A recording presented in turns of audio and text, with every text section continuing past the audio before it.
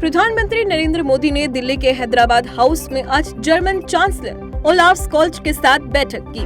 PM ने बैठक के बाद प्रेस वार्ता करते हुए बताया कि दोनों देशों ने सीमा पार आतंकी घटनाओं के खात्मे और व्यापार बढ़ाने पर जोर दिया। पीएम ने इसके साथ ही रूस यूक्रेन युद्ध की भी बात की और कहा कि दोनों देशों का यही एक मत है कि यह युद्ध जल्द खत्म होना चाहिए। पीएम ने कहा कि भारत जर्मनी जैसी दो सबसे बड़ी लोकतांत्रिक अर्थव्यवस्थाओं के बीच बढ़ता सहयोग दोनों देशों के लोगों के लिए फायदेमंद है और दुनिया को सकारात्मक संदेश देता है। मोदी ने कहा कि जर्मनी यूरोप में हमारा सबसे बड़ा व्यापारिक भागीदार होने के अलावा निवेश का महत्वपूर्ण स्रोत है। उन्होंने कहा कि हम सुरक्षा और रक्षा सहयोग में संबंधों का विस्तार करने की दिशा में काम कर रहे हैं। केंद्रीय गृह मंत्री अमित शाह ने बिहार के चंपारण में रैली को संबोधित किया। इस दौरान उन्होंने कहा कि सत्ता के लिए नीतीश कुमार जंगल राज वालों के साथ बैठ गए, उनके लिए बीजेपी के रास्ते अब बंद है। अमित शाह ने कहा कि हमारा सपना था नीतीश को सीएम बनाने का, हमने बनाया, पर नीतीश बाबू को हर 3 वर्ष में पीएम का सपना आता है। नीतीश बाबू पीएम बनने के लिए विकासवादी से अवसरवादी बने, लेकिन पीएम की जगह खाली नहीं है। 2024 में तो मोदी जी ही आने वाले हैं। साथ ही उन्होंने कहा कि बिहार सरकार ने बिहार का बंटाधार कर दिया, कानून व्यवस्था ध्वस्त है, हत्या डकैती अपहरण हो रही है, बोलने वाले पत्रकारों की हत्या हो रही है। प्रधानमंत्री नरेंद्र मोदी ने आज युवा शक्ति का दोहन कौशल और शिक्षा पर बजट के बाद के वेबिनार को संबोधित किया। अपने संबोधन में पीएम ने कहा कि विकसित भारत के विजन को लेकर देश के अमृत यात्रा का नेतृत्व हमारे युवा ही कर रहे हैं। इसलिए अमृत काल के इस प्रथम बजट में युवाओं को और उनके भविष्य को सबसे ज्यादा अहमियत दी गई है। पीएम ने आगे कहा कि हमारी शिक्षा प्रणाली व्यवहारिक और उद्योग उन्मुख हो। ये बजट इसकी नींव मजबूत कर रहा है। आज भारत को दुनिया विनिर्माण हब के रूप में देख रही है, इसलिए आज भारत में निवेश को लेकर दुनिया में उत्साह है। ऐसे में कुशल कार्यबल आज बहुत काम आती है। साथ ही पीएम मोदी ने कहा कि सरकार ऐसे उपकरणों पर ध्यान केंद्रित कर रही है जिससे कहीं भी शिक्षा प्राप्त करना सुनिश्चित हो सके। आज हमारे ई-लर्निंग प्लेटफॉर्म में 3 करोड़ सदस्य हैं। ऑस्ट्रेलिया में हिंदू मंदिरों को निशाना बनाने के बाद खालिस्तान समर्थकों की अब ब्रिस्बेन स्थित भारतीय वाणिज्य दूतावास पर भारत विरोधी करतूत सामने आई है। भारतीय वाणिज्य दूत जब अपने कार्यालय पहुंची तो वहां खालिस्तानी झंडा लगा मिला, जिसे पुलिस ने जब्त कर लिया। भारतीय उच्चायुक्त ने घटनाक्रम पर ऑस्ट्रेलियाई अधिकारियों से विरोध जताते हुए आवश्यक कार्रवाई करने को कहा। ऑस्ट्रेलिया में भारत विरोधी खालिस्तानी घटनाएं पिछले कुछ महीनों में लगातार बढ़ी हैं। कोरोना काल के दौरान सफल टीकाकरण अभियान की वजह से भारत में 34 लाख से अधिक जिंदगियां बचाने में सफलता मिली। इसके अलावा टीकाकरण और समय समय पर उठाए गए अन्य कदमों की वजह से देश को 18.3 अरब डॉलर के नुकसान से भी बचाया जा सका। कोरोना काल में भारत द्वारा लिए गए फैसलों की आज दुनिया भर में तारीफ हो रही है, जिसे लेकर स्टैनफोर्ड यूनिवर्सिटी की report healing the economy Estimating the economic impact of India's vaccination and related measures में यह तथ्य उजागर किया गया है। केंद्रीय स्वास्थ्य मंत्री मनसुख मंडाविया ने बताया कि रिपोर्ट में कोरोना को लेकर भारत की रणनीति की समीक्षा की गई है।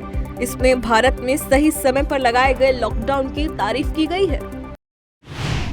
केंद्र सरकार जल मार्ग को परिवहन का मजबूत माध्यम बनाने में जुट चुकी है, जिसको लेकर सरकार ने 111 नए जल मार्गों को चिन्हित किया है। सरकार धार्मिक सांस्कृतिक पर्यटन को इनके सहारे बढ़ाना चाहती है। काशी में क्रूज और छोटे जलयान का संचालन शुरू करने के बाद अब यह धारा मथुरा, वृंदावन और अयोध्या की ओर भी शुरू होने जा रही है। उत्तर प्रदेश के मुख्यमंत्री योगी आदित्यनाथ के आग्रह पर केंद्रीय पथ परिवहन एवं जलमार्ग मंत्रालय मथुरा, वृंदावन और गोकुल में यमुना का सर्वेक्षण कराने जा रही है। राष्ट्रीय जांच एजेंसी यानी एनआईए की लखनऊ स्थित विशेष अदालत ने आतंकवादी गतिविधियों की साजिश रचने के मामले में 8 लोगों को दोषी ठहराया है। एनआईए कोर्ट अब इस मामले में 27 फरवरी को सभी दोषियों को सजा सुनाएगी। बता दें कि आईएसआई से जुड़े इन दोषियों को वर्ष 2017 में कानपुर साजिश मामले में गिरफ्तार किया गया था। इन 8 लोगों के खिलाफ लखनऊ में केस दर्ज किया था, जिसे 14 मार्च 2017 को एनआईए के हवाले कर दिया गया था। भारत और अमेरिका के रिश्ते अब लगातार और मजबूत हो रहे हैं। अमेरिकी रक्षा विभाग के मुख्यालय पेंटागन ने कहा कि अमेरिका भारतीय सेना के साथ संबंध विकसित करना जारी रखना चाहता है। पेंटागन के प्रेस सचिव यूएस ब्रिगेडियर जनरल पेट राइडर ने एक प्रेस वार्ता में कहा कि अमेरिका और भारत के बीच अच्छी साझेदारी है। हम भारतीय सेना के साथ अपने संबंधों को और विकसित करने और बढ़ावा देने के लिए तत्पर हैं। बता दें कि रूस और यूक्रेन के युद्ध को 1 वर्ष पूरे होने पर राइडर ने यह प्रेस वार्ता की।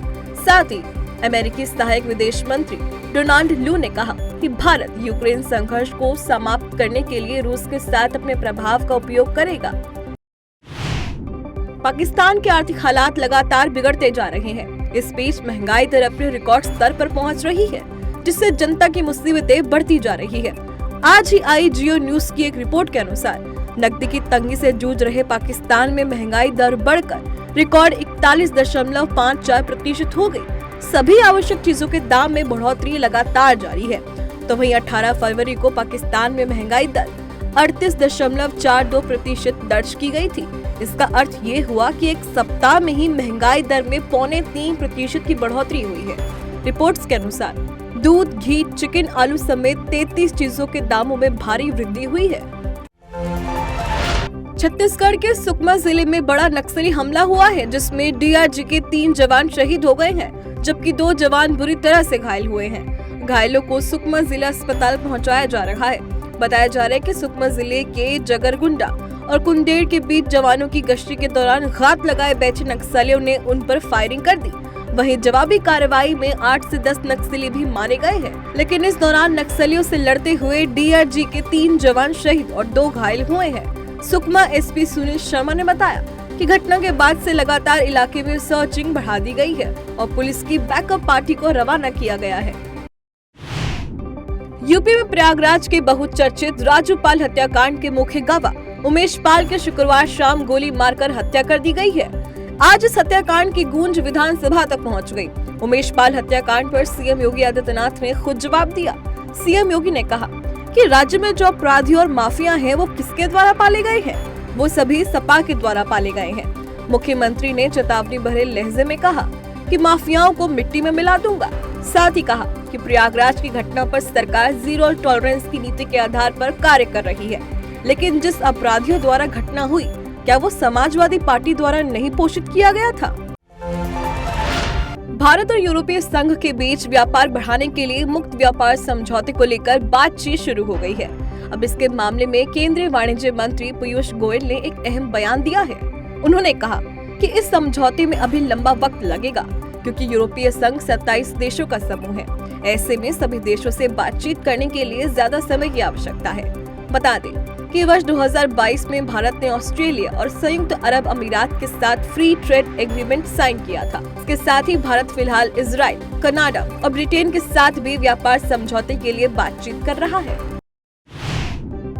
भारतीय अर्थव्यवस्था अब कोरोना महामारी के चंगुल से निकल रही है और देश में रोजगार के नए नए अवसर उपलब्ध हो रहे हैं। राष्ट्रीय प्रतिदर्श सर्वेक्षण कार्यालय यानी NSSO द्वारा जारी नवीनतम आंकड़ों में दिखाई गई बेरोजगारी दर में गिरावट इसका प्रमाण है।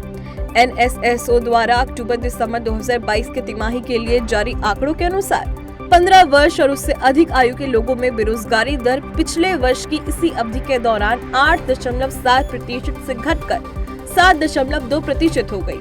बता दें कि जुलाई-सितंबर 2022 में भी बेरोजगारी दर 7.2% थी। इससे पहले अप्रैल-जून 2022 में यह दर 7.6% और जनवरी-मार्च 2022 में 8.2% रही। विमेंस प्रीमियर लीग की शुरुआत होने में अब बस कुछ ही दिन बचे हैं। इसी बीच मुंबई इंडियंस ने महिला प्रीमियर लीग के पहले सीजन के लिए अपनी जर्सी की घोषणा कर दी है। मुंबई इंडियंस ने जर्सी का अनावरण करने के लिए अपने सोशल मीडिया हैंडल पर एक वीडियो जारी किया। बता दें कि 4 मार्च को पहला मैच मुंबई इंडियंस और गुजरात जायंट्स के बीच होगा। टूर्नामेंट में कुल 5 टीमें आमने सामने होंगी। Delhi Capitals, Gujarat giants, Mumbai Indians, royal Challengers Bangalore और यूपी वॉरियर्स की टीम मैदान में होंगी। एस राजामौली की फिल्म RRR, जिसमें रामचरण और जूनियर NTR मुख्य भूमिका में है, अब दुनिया भर में धूम मचा रही है। इंटरनेशनल फिल्म 1480 ने इसकी तारीफ की है और नाटू नाटू ने बेस्ट ओरिजिनल सॉन्ग का गोल्डन ग्लोब भी अपने नाम किया है। ऑस्कर से पहले इस फिल्म ने देश को एक बार फिर गौरवान्वित किया है।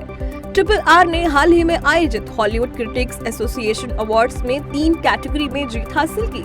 इसमें सर्वश्रेष्ठ एक्शन फिल्म का पुरस्कार अपने नाम किया।